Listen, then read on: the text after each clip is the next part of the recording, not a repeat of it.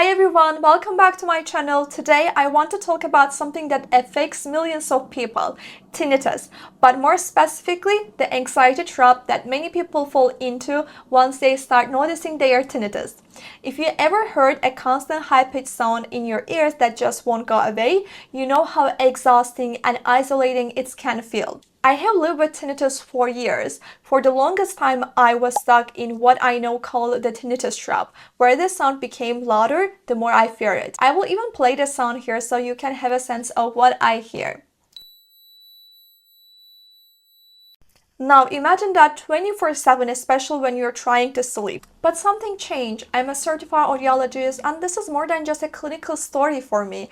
It's personal. I didn't just read about habituation, I live it. I practice what I teach now. After 7 years, 4 years bachelor's, 3 years doctorate of studying audiology, reading research, and trying every strategy I could find, I slowly began shifting my relationship with the sound. And now, I barely notice it, and that is why I made this video. If you're struggling with tinnitus or anxiety or both, I want to share what helped me. If this resonates with you, stick until the end. By the end of this video, you will understand why you feel the way you do and how to start taking control back from tinnitus.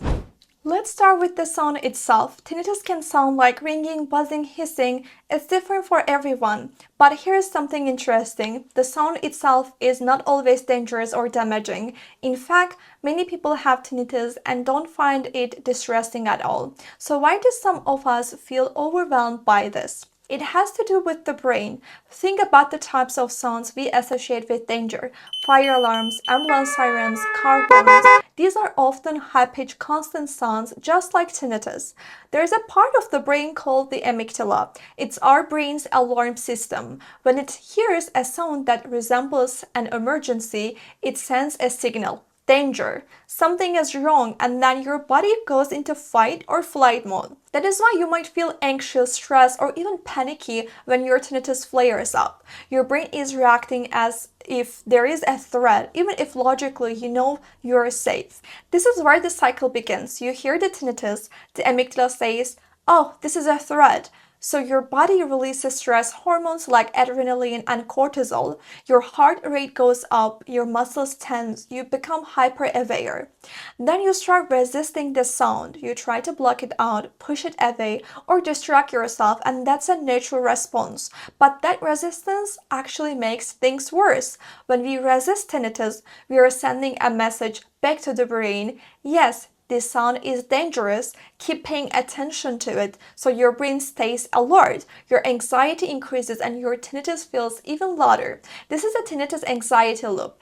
It goes like this. You hear tinnitus, your brain perceives it as a threat, you feel anxious, you resist the sound.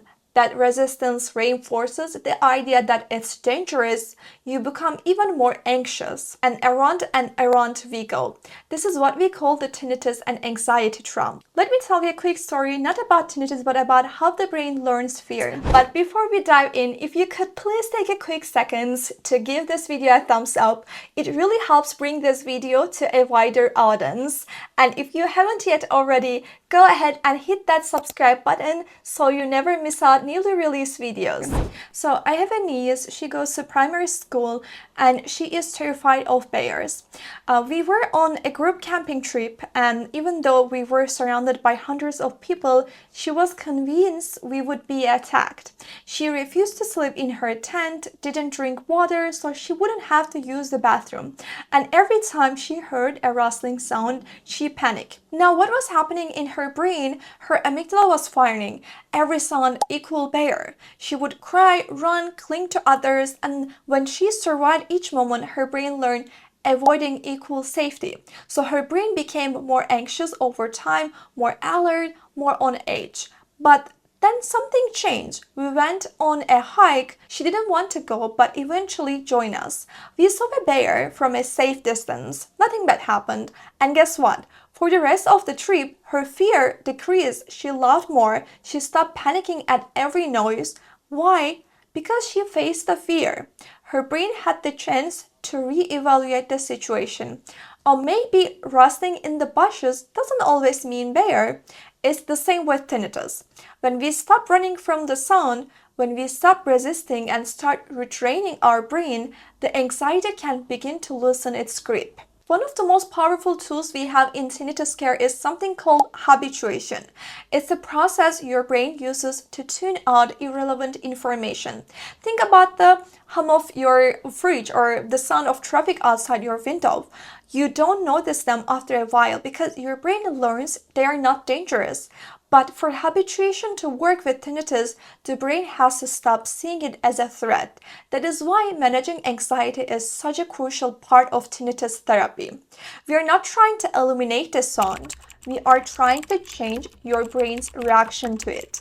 When the amygdala calms down, the tinnitus starts to fade into the background. So how do we break the cycle? First, recognize the cycle when it is happening. I'm hearing my tinnitus, I'm starting to feel anxious, I want to resist. Second, calm your body. Use deep breathing, grounding, or progressive muscle relaxation to tell your body you are safe.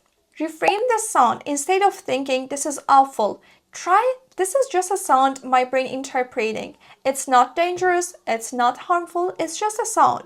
Stay engaged. Don't cancel plans or avoid life because of tinnitus that sends dangerous signals to your brain.